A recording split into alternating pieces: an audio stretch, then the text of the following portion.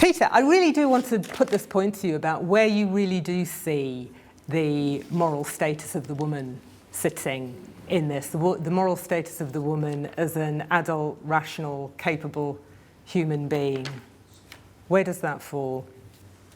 Every woman is a human being, therefore every woman is equal to every other human being, and therefore I see the moral status of the woman as I would any other human being. I don't really know where to go from that, apart from to say, if you're trying to say, do I think that the woman's moral status can be compromised? I don't think the moral status of any woman is compromised by saying, no, you may not engage in an action or allow rather someone else to engage in an action that destroys the life of your unborn child. I don't think in any way that that compromises her moral status, because I don't believe in a radical sense of bodily self-determination, or there is any kind of right to radical bodily self-determination that I think your argument presupposes and has to rely on in order to work. And I argued that and illustrated that before when I talked about I don't believe there is a moral right to commit suicide. As much as I think there should be a legal, as it were, a legal right, or rather a legal liberty to commit suicide, I don't think that there is a moral right. I don't think it's a morally right thing to do. I don't think that it should be something which should be sacrosanct. Quite the similar way, I also don't think that you can accord a bodily right of self-determination when in fact what you're really doing is interfering with the bodily self-determination of someone else, in this case the unborn child. So what I would say is, when I'm asserting the moral status of the unborn child, I'm not thereby denying the moral status of the woman, I'm simply denying her right to interfere with the bodily self-determination of another human being.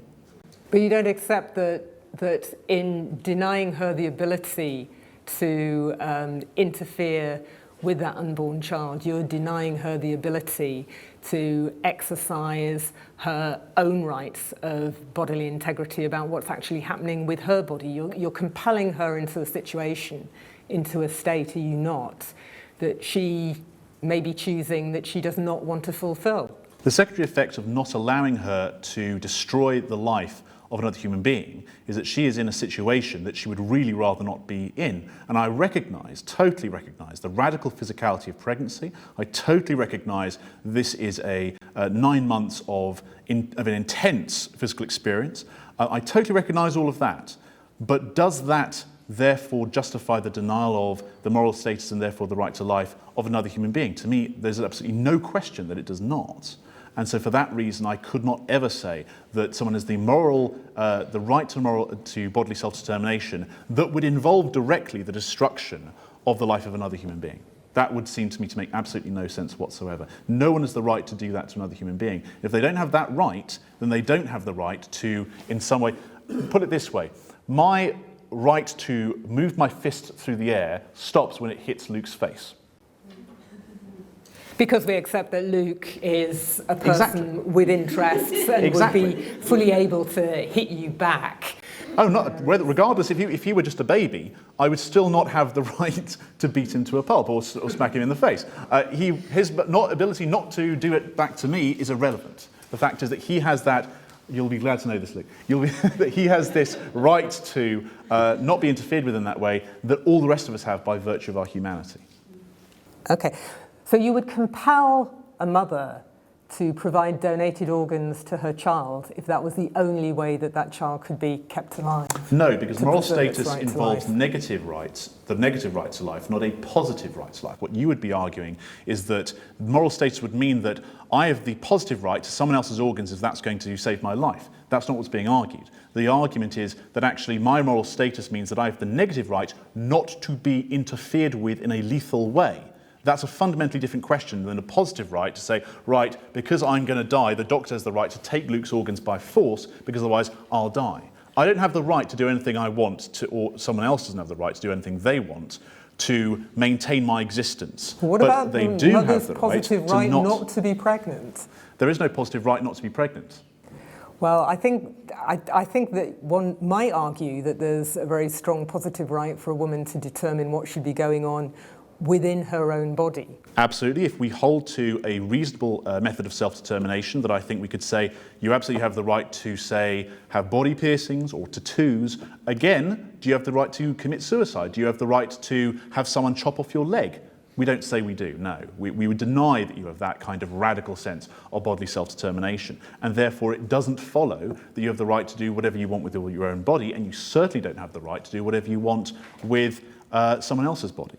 Well, of course, what you're doing constantly with this, and this is really what comes down to, I suppose, the fundamental point of difference between us, is that you will be constantly thinking about the embryo as having all of the rights that we attach to born people, which I clearly don't. Or at least the most basic ones. But what I'm really interested in with your argument then is what gives you the right to make the decision on what we've accepted between us, I think, is an intensely morally contested area. What makes you God, Peter? Well, I can't ask you questions, but what I would question in general, therefore it's okay, is just how contested does a question have to be in order to be something on which I don't have the right to make a decision or anyone else has the right to make a decision? There are some people out there who would like to bring, well, we know there are a hell of a lot of people in the Middle East who would like to put us all in a sense of a set of dimitude,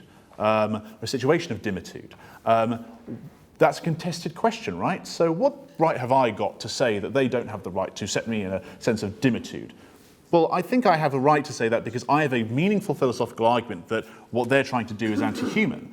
I think I have a reasonable argument, and I've set it out, and I haven't seen a rebuttal of the argument that I put forward that says, actually, this is the moral status of the unborn child. This involves the fact that, therefore, they have a moral status, which means that they have natural rights, including the right to life, and therefore that cannot be violated. And until I hear a better account of moral status and personhood than the one I've given, I don't think that I have any right to not say that the unborn child has a moral status that I feel obligated to recognise and therefore defend against the lethal action of other people. Wait till the rebuttal, Peter. But what gives you, I mean, on the contested point, do you not accept that when you talk about pregnancy, that the pregnant woman is far closer to the decision that needs to be made than you yourself? And do you not feel, therefore, that when an issue is morally contested, that she should be the person who is able to make the decision and to follow her conscience in respect of that decision? Not on the premises that I've argued, based on what I recognise as the moral status of the unborn child. If I didn't, if this were just a matter of whether or not you allow your child to have body piercings, whether or not you allow your child to do this, that, or the other, whether or not you bring them up as a Christian or an atheist or a Hindu, then absolutely, they have the absolute right to do what the hell they like. I believe in parental rights very strongly. I'm worried about the legislation going up in Scotland. I very much dislike the authoritarian way that the governments approach, some governments in the future may approach, for example, sex education and other such things like that. I believe in parental autonomy very, very strongly. But parental autonomy stops as soon as it begins to become destructive of the child in any case. Just as that I would say, you do not have, because of your own property rights as a person, the right to say, right, newborn baby, I'm sick of having to look after you, I'm sick of giving you my worldly resources, I'm chucking you out the window. Therefore, I also do not think that you have the right to say, well, unborn baby, I'm sick of having to take care of you, I don't really want to give you my bodily resources, therefore I will allow someone else to kill you. Okay, well, let's move on to rebuttal, if there's no other questions.